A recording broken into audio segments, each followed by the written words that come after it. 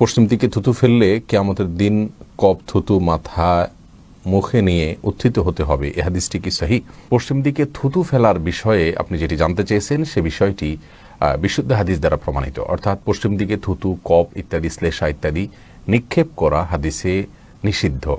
এবং এ বিষয়ে ইবনে হিব্বান এবং সহিহ ইবনে খুজাইবা এবং মুসান্নাফ ইবনে আবি শাইবা সহ বিভিন্ন হাদিসের কিতাবে একটি হাদিস বর্ণিত হয়েছে। নবী আলাইহিস সালাম ইরশাদ করেছেন, মান তাফালাতু জাহাল কিবলাতি জা ইয়াউমাল কিয়ামাতি ওয়া তাফালাতুহু মা বাইনা আইনাইহি আও ওয়া তাফালাতুহু বাইনা আইনাইহি। অর্থাৎ যে ব্যক্তি পশ্চিম দিকে থুতু বা শ্লেষা, কপ ইত্যাদি নিক্ষেপ করলো কেবলার দিকে, পশ্চিম দিকে বলছে কেবলার দিকে, যে যেখানে আছেন তার কেবলা যেদিকে হয় সেদিকে যে ব্যক্তি নিক্ষেপ করলো, সেগুলো কিয়ামতের ময়দানে সে যখন উপস্থিত হবে আল্লাহ সুবহানাহু ওয়া তাআলার কাছে, তখন তার কিন্তু দুই চোখের মধ্যবর্তী জায়গায় অর্থাৎ কপালে সেই থুতু, শ্লেষা, কপ সেটা নিয়েই সে উত্থিত হবে। সবাই বুঝতে পারবে যে এই লোকটি এ অপরাধে অপরাধী ছিলেন।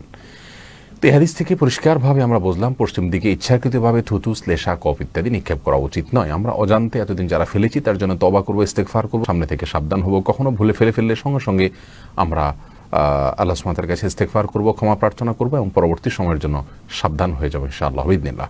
এই হাদিসের সনদ নিয়ে সমসাময়িক যুগের কোনো আলেম বা কোনো বক্তাকে বলতে শোনা গেছে, তারা বলেছেন হাদিসের সনদ বিশুদ্ধ নয়। মূলত এই বিষয়ে তাদের হয়তো জানা নাই, সেজন্য তারা এভাবে মন্তব্য করেছেন। কিন্তু আমরা বিষয়টিকে এর আগে বারবার যাচাই করেছি এবং গত 5-7 বছর আগে আমাদের একটা আলোচনাতে আমরা বলেছি রেফারেন্স সহকারে, আজকেও রেফারেন্স সহকারে বললাম যে হাদিসটি শুধু কয়েকটা হাদিসের কিতাবে বর্ণিত হয়েছে তা নয়, বরং এটি বিশুদ্ধতার মানদণ্ডে উত্তীর্ণ এবং মুহাক্কিক উলামায়ে কেরাম এর সনদকে বিশুদ্ধ বলেছেন।